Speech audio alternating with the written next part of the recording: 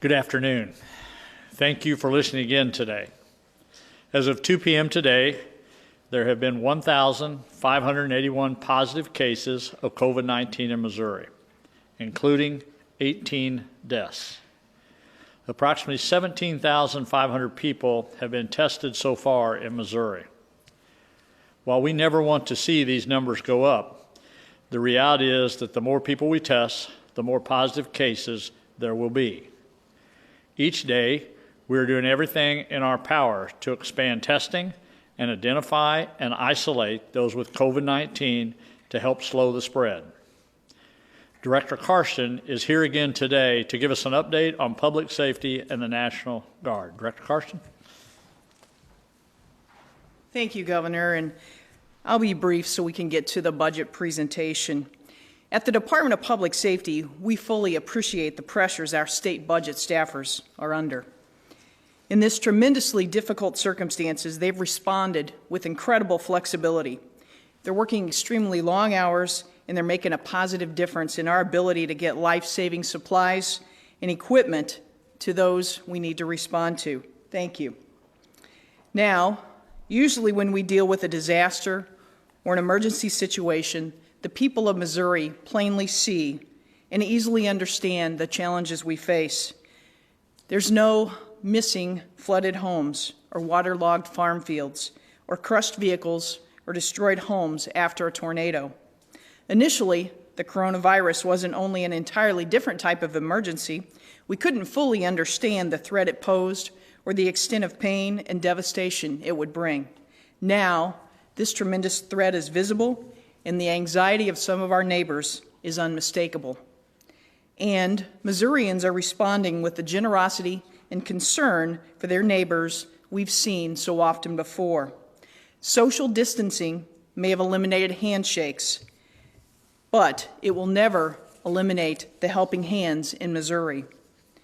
There's also a malicious element that is set out to seize upon the anxiety among our neighbors to launch misinformation campaigns.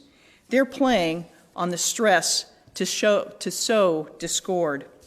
Specifically, counterfeit flyers have been circulating claiming the National Guard is being dispersed nationwide along with the active military to quarantine the entire nation.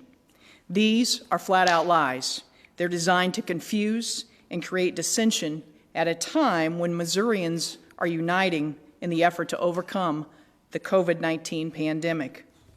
The Missouri National Guard has a total of 4 teams of 4 people, each who've been traveling across the state to assess locations for potential alternate care sites to support the medical community in the fight against COVID-19.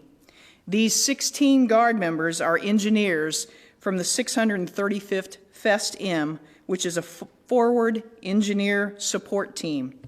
They are leaning forward to help their friends, neighbors, and families. Their main goal is to serve and care for the members of our communities while maintaining readiness. We're all working to help, and that's why Governor is holding these daily briefings. We want to have accurate, reliable information. So don't believe rumors. Don't pass them along. Go to trusted sources that you've relied on in the past for information.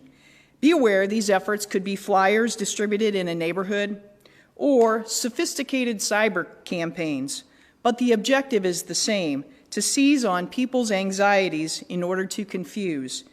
Don't be fooled. Reach out to law enforcement in your local area if you have questions. One final update. I've had some new numbers from the Strategic National Stockpile shipments today. The team has shipped out 62,000 N95 respirator masks. They've also shipped out 75,000 surgical masks and 10,000 surgical gowns. Since this effort started, Missouri Strategic National Stockpile has shipped over 8,000 total cases of PPE to Missouri hospitals, healthcare centers, and EMS agencies. I continue to receive calls from fire and law enforcement, and I will tell you we continue to order and check on shipments, but we have yet to ship out significant quantities to fire or law enforcement.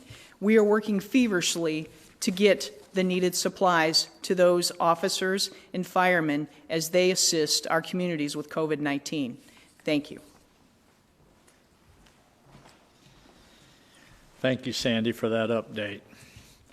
As I said yesterday, COVID-19 is having a serious impact not only on public health, but also our economy. Up until this point in my administration, we have been very fortunate to have a booming economy with record low unemployment and high wage growth. Incomes have gone up, taxes have gone down. We have, at many times, had more jobs available than we've had people to fill them. Because of this, we have been able to focus on skilling up our workforce and making necessary investments in infrastructure. During these times, we have also been able to put forward responsible and conservative budgets to the General Assembly. Last year, we were able to leave $100 million on the bottom line in order to respond to any unexpected revenue declines. We also proposed to do the same for next year, ensuring another year of responsible state budgeting and savings. The General Assembly has also shown great restraint and leadership in passing conservative budgets, and by working together, we have been able to ensure that our state is financially sound. However, the impact of COVID-19 has already been hard felt in our economy. More people are staying home. Business operations have been limited. Many people have lost their jobs, and state revenues are down. When we began this year, we anticipated economic growth, and we had based our budget on that growth. COVID-19 has had serious impacts on our anticipated economic growth, and now we are expecting significant revenue declines, some of which may be larger than those experienced during the Great Recession. While we still do not know the true impact of COVID-19 on the economy, we do know that we have to act now. Between now and June the 31st, we are estimating over $500 million shortfall. We have had to take a hard look at our budget and make some very difficult decisions to ensure our budget is balanced and we have the funds to combat COVID-19 going forward. We are planning to restrict $180 million in spending. In the future, we may have to restrict even more, depending upon how extreme the economy impacts of COVID-19 become. In addition to the $180 million we're restricting in the budget, we are hopeful we may be able to use an additional $315 million in federal funding this year to help with this shortfall. However, doing so still may not be enough to solve the problem. Of the $180 million being restricted, I want to assure you these restrictions are absolutely necessary, and they include funding for several departments, many of which are priorities of my own administration. These restrictions include reduced funding for the Department of Higher Education and Workforce Development, the Department of Transportation, the Office of Administration, the Department of Natural Resources, and the Department of Economic Development. In addition, the Judiciary and the Secretary of State have worked to identify savings in their own budgets. Moving forward, we know our departments will be significantly impacted as well, including the Department of Elementary and Secondary Education. We will continue to work with our schools, higher education institution, and congressional delegation to identify additional federal funding to help with any shortfalls we experience. We will also continue to advocate to the White House and our congressional delegation for federal funding to help reduce the economic impact of COVID-19 in Missouri. Like I said, they are not easy decisions. Just as families and businesses have to balance their budgets and make hard decisions, we're doing the same. This is the right thing to do, to make sure our budget is balanced and we are financially prepared to deal with the far-reaching impacts of COVID-19. Today, our state budget director, Dan Hogg, is here to provide some more details on the state budget. Dan?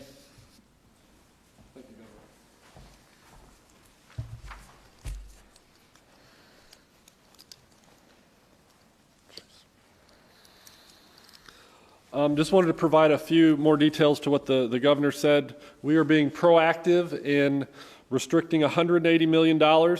We need to be able to do that right now so that we have cash available to buy the needed supplies to fight COVID-19, things like the personal protective equipment, ventilators, and other necessary supplies. In many instances, the state has to provide upfront funding, and so we need to make sure that we have the general revenue available to make these purchases, even if they are later to be reimbursed from the federal government. We are seeing unprecedented drops in revenue from the significant reduction of economic activity from people staying home. We feel like this is going to impact the budget not only for this year, but for next year. This is going to be a multi-year issue that we're going to have to deal with, and we will. We have put plans in place to make sure that the fiscal year 20 budget is in balance, and we will be working on ways to make sure that we are able to provide the needed state services for all Missourians. And we're also working on the upcoming FY21 budget to make sure that that budget is fiscally sound, even in the face of these economic contractions. We are also working with the House and Senate on a bill for supplemental funding for this current budget to make sure that we have funding in place to take care of all of our COVID-19 needs, and we appreciate the House and Senate for working with us on that bill. Thank you.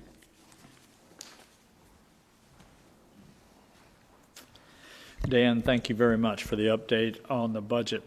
Let me just say an example of what we're dealing with here on the state level. No different it is on your local communities with people trying to get their PPE gear and some of the things. Just a little over a week ago, we made an $18 million purchase on PPE equipment and things for our first responders and for our hospital personnel out there. As of today, that same order will cost you now over $30 million.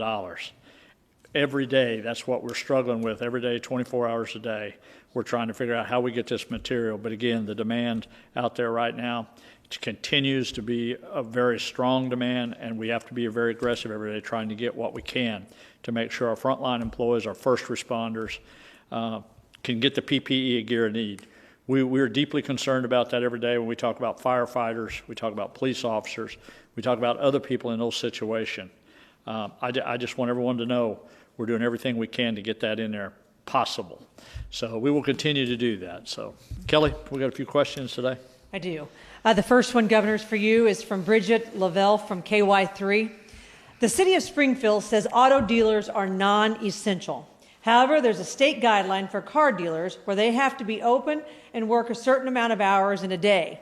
The city reached out to the state to ask if they will waive that requirement during these times, and they haven't heard back. So early this week, sent letters to the auto dealers saying they could stay open until they heard back from the state.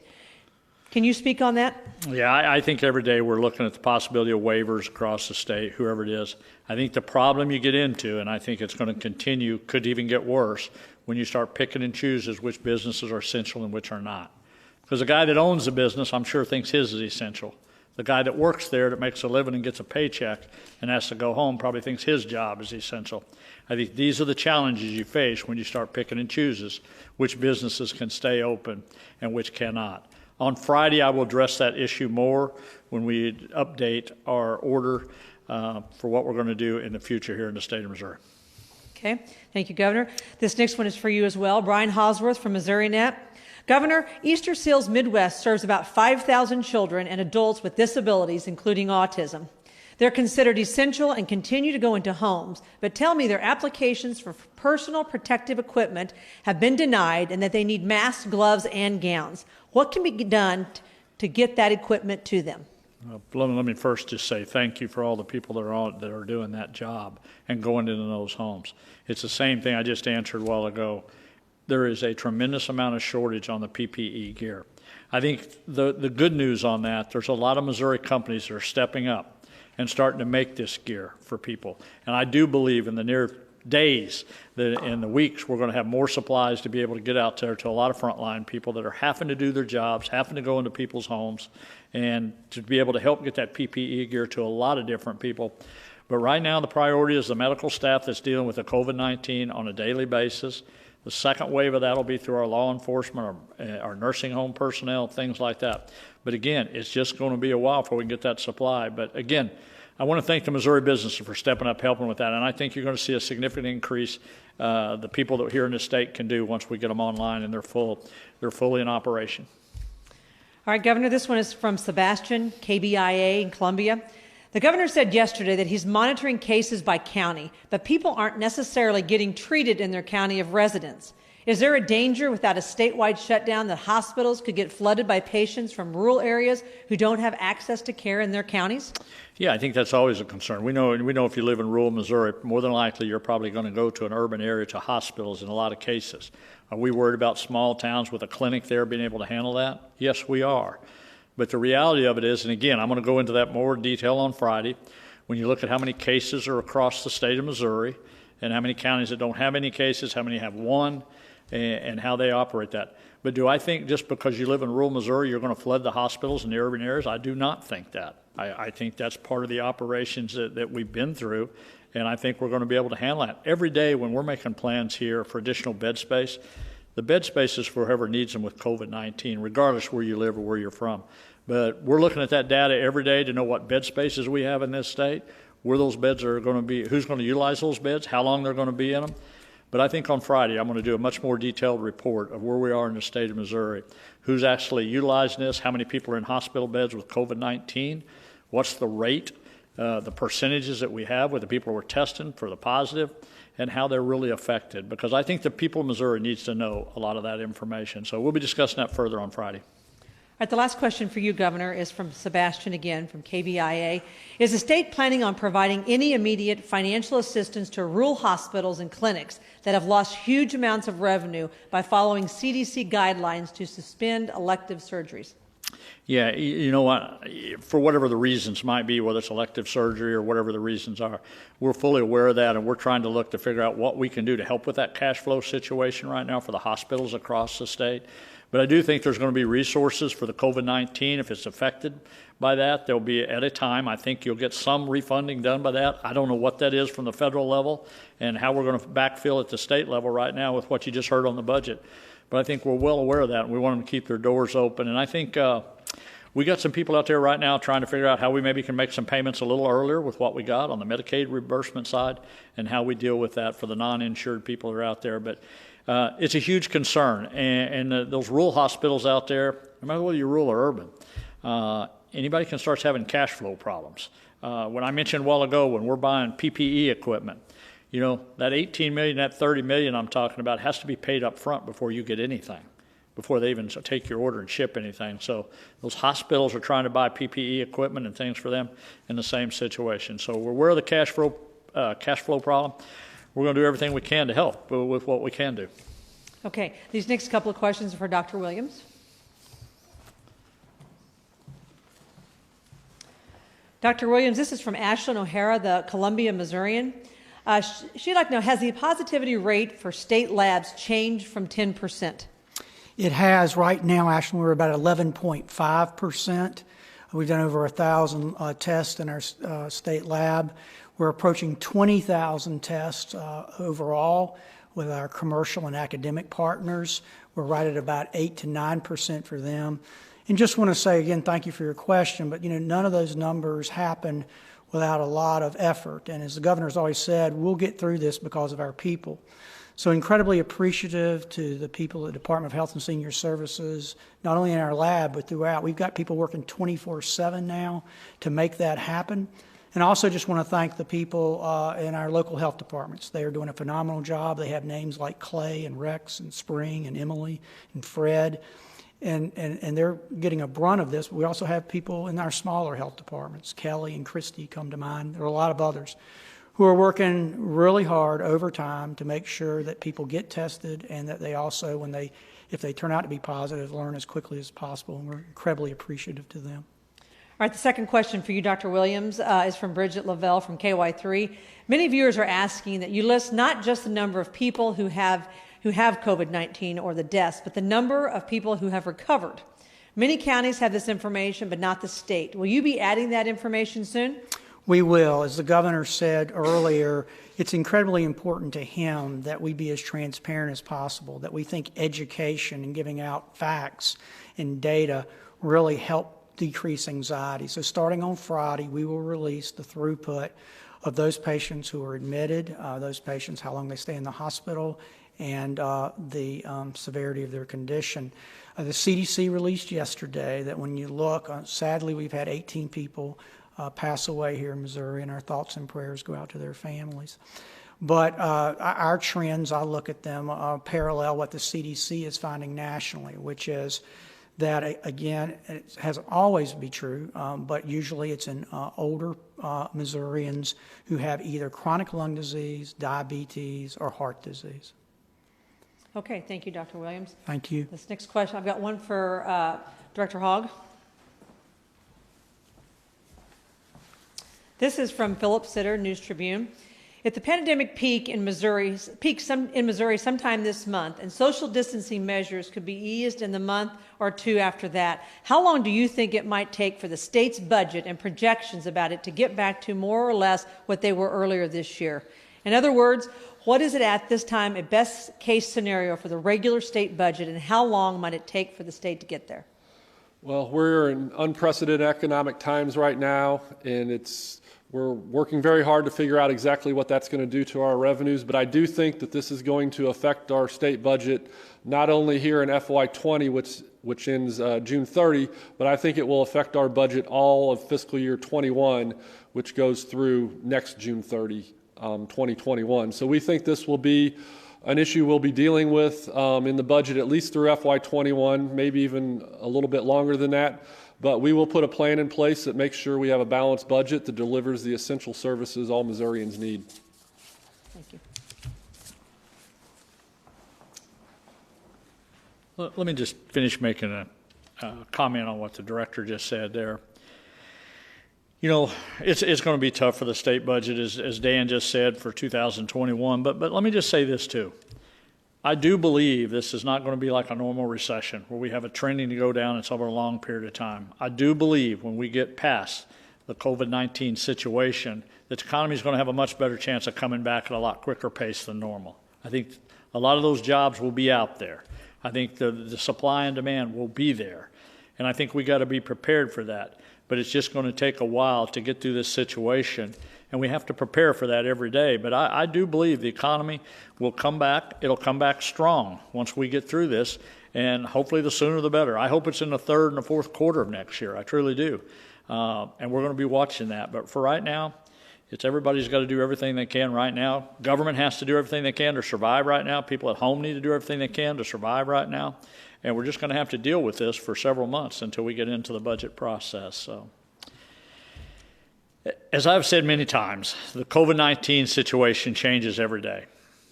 Every day, we are constantly reevaluating and looking at all possible options. But again, the most important step anyone can take right now is staying at home. No matter whether you live or how old you are, everyone should be staying at home as much as possible. By not following these orders, you're putting yourself, you're putting everyone around you at risk. We need to get rid of the mentality that people are stuck at home. What you really are is you're safe at home. So for the sake of all Missourians, be smart, be responsible, and stay at home. Thank you, and God bless.